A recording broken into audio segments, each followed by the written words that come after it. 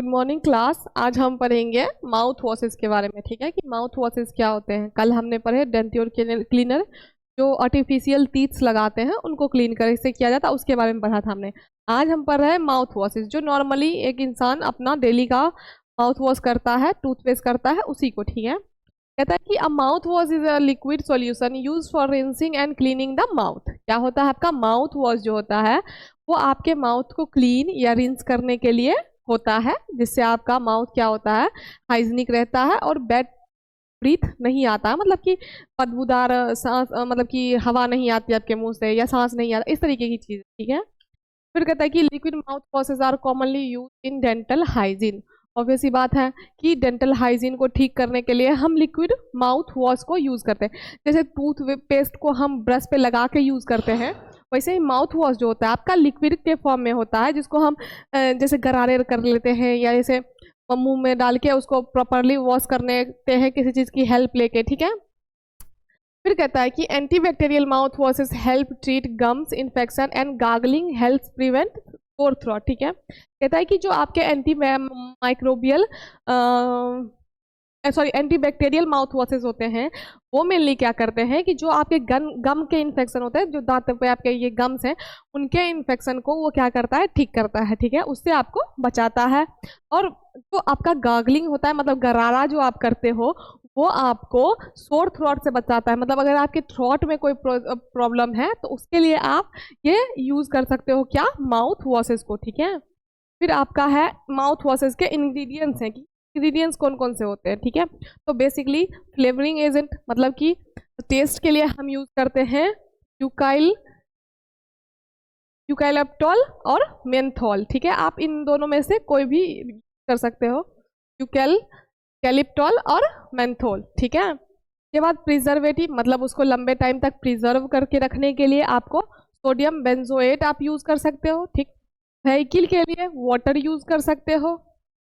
Sweetening, मतलब कि उसमें मिठास डालने के लिए आप सोडियम सैकरीन या सुक्रालोज का यूज कर सकते हो आप। ठीक है, और एंटीसेप्टिक एजेंट के रूप में आप इसमें फ्लोराइड ऐड कर सकते हो। ठीक है, तो इस तरीके से आपके जो माउथ वॉश होते हैं उनके ये इंग्रेडिएंट्स होते हैं, जिनमें आपको यूकैलिप्टॉल या मेंथोल मिलेंगे, सोडियम बेंजोएट मिलेंगे, वाटर मिलेगा, सोडियम सैकरीन या सुक्रालोज मिलेगा या फ्लोराइड मिलेगा। ये सारे ही कॉम्बिनेशन आपके माउथ वॉश में डाले जाएंगे। ठीक है, अब है प्रिपरेशन। इसको प्रिपेयर कैसे करोगे, तो सिंपली क्या करना है कि dissolve benzoic acid in chloroform and add glycerine and mix. हम क्या करेंगे, सबसे पहले बेंजोइक एसिड लेंगे, बेंजोइक एसिड लेने के बाद वो क्लोरोफॉर्म में डालेंगे, क्लोरोफॉर्म में डालने के बाद उसमें हम ग्लिसरीन को ऐड करेंगे और तीनों को क्या करेंगे, आपस में मिक्स कर देंगे। अब कहते हैं कि dissolve cinnamon, peppermint and phenol in alcohol and mix. अब हमको क्या करना है कि हमको सिनामन लेना है, पिपरमेंट लेना है और फिनॉल लेना है। तीनों को क्या करना है, हमको एल्कोहल में जाके मिक्स कर देना है। ठीक है, उसके बाद मिक्स बोथ सॉल्यूशन टुगेदर। अब ये वाली सॉल्यूशन जो हमने बेंजोइक एसिड और क्लोरोफॉर्म और ग्लिसरीन को मिक्स करके बनाया था, दूसरी वाली सॉल्यूशन आपका सिनामोन, पिपरमेंट और क्या कहते हैं, फिनोल को एल्कोहल में डिसॉल्व करके बनाया था। दोनों ही सॉल्यूशन को आपस में क्या कर देना है, मिक्स कर देना है। ठीक है, फिर क्या करना है कि chill for 2 hours and filter. उसको 2 घंटे के लिए आपको छोड़ देना है, मतलब उसको एकदम आपको उसे कोई वास्ता नहीं रखना है 2 घंटे के लिए। 2 घंटे के बाद जब 2 घंटा टाइम पूरा हो जाएगा तो आप उसको क्या करोगे, सिंपली फिल्टर कर लो। क्या, और आपका माउथ वॉश बन के तैयार हो जाएगा।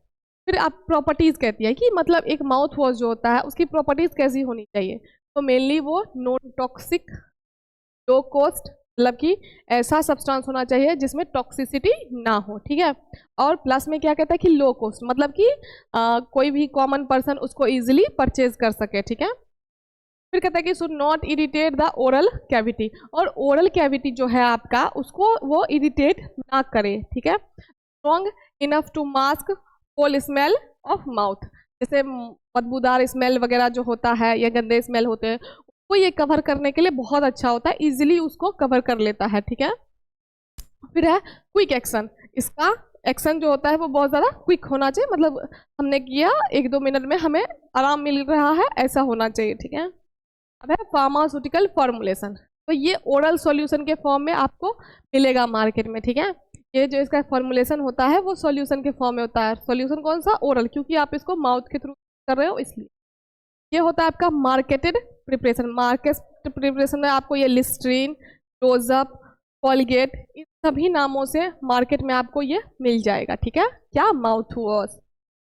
अब इसकी अगर स्टोरेज कंडीशन की हम बात करते हैं तो mouth wash should be stored in well close container. Mouth wash जो है वो प्रॉपरली एक क्लोज कंटेनर में आपको मतलब बंद होना चाहिए, ताकि उसमें कोई किसी तरह का मॉइस्चर वगैरह गेन ना हो, ठीक है। तो आप कोई भी चीज़ अगर हम ले रखते हैं तो उसको हमको क्लोज करके रखना ही पड़ता है। इसी तरीके से हम माउथ वॉश को भी क्लोजली टाइट कंटेनर में फिल करके रखेंगे, ठीक है। अब अगर यूजेस की बात करते हैं हम, तो use as an antiseptic and antibacterial agent. इसको एज अ एंटीसेप्टिक आप यूज कर सकते हो और एंटीबैक्टीरियल एजेंट्स भी आप यूज कर सकते हो। मतलब कि जो आपके जितने भी बैक्टीरिया माइक्रो, उन सभी के अगेंस्ट आप इसको कर सकते हो, ठीक। एक्ट एज एन एस्ट्रिंजेंट, ये एज अ एस्ट्रिंजेंट भी काम करता है, ठीक है। फिर क्या करेगा? Provide cooling and refreshing action. अब जहाँ पे मेंथोल का यूज होगा वहाँ पे कूलिंग तो आएगा ही इफेक्ट। तो यही कहता है कि ये क्या करेगा? आपको कूलिंग और रिफ्रेशिंग इफेक्ट देगा। मतलब कि एक तो ठंडा, थोड़ा सा कूल सा लगेगा, आपके माउथ में फील होगा, प्लस में रिफ्रेशिंग, ऐसा लगेगा कि अभी मतलब एकदम एनर्जी से, मतलब होता है ना कि बहुत ज़्यादा एनर्जेटिक या बहुत ज़्यादा अच्छा फील होगा आपको, ठीक है। तो ये था इसका माउथ वॉशेज का काम, ठीक है। अब है आपका थोड़ा सा हम आज मेडिसिनल गैसेस का इंट्रोडक्शन देख लेते हैं कि मेडिसिनल गैसेस क्या होते हैं, ठीक है। कहता है कि medicinal gases are defined as gases which are manufactured, packed and intended for administration of to patients for diagnosis, therapy and for producing anaesthesia. Medicinal gases आपके कैसे डिफाइंड होते हैं कि ये गैसेस होते हैं विच आर मैन्युफैक्चर, जो कि मैन्युफैक्चर, पैक्ड और and intended for administer to the patient. ऐसे पेशेंट्स के लिए ये मैन्युफैक्चर होते हैं, पैक होते हैं या एडमिनिस्टर किया जाता है जो डायग्नोसिस में हो, किसी थेरेपी में हो, या फिर वो एनेस्थेसिया किया जा रहा है, ठीक है। तो इस तरीके की कंडीशन जब पेशेंट की होती है तो उस टाइम पे हम मेडिसिनल गैस का यूज करते हैं, ठीक है।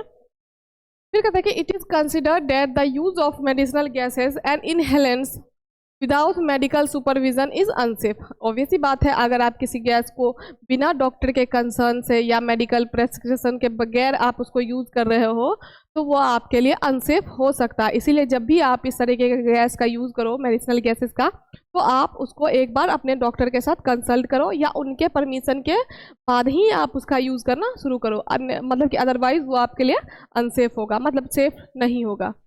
फिर कहता है कि inhalants are gaseous substances which are taken into the body through the nose and trachea.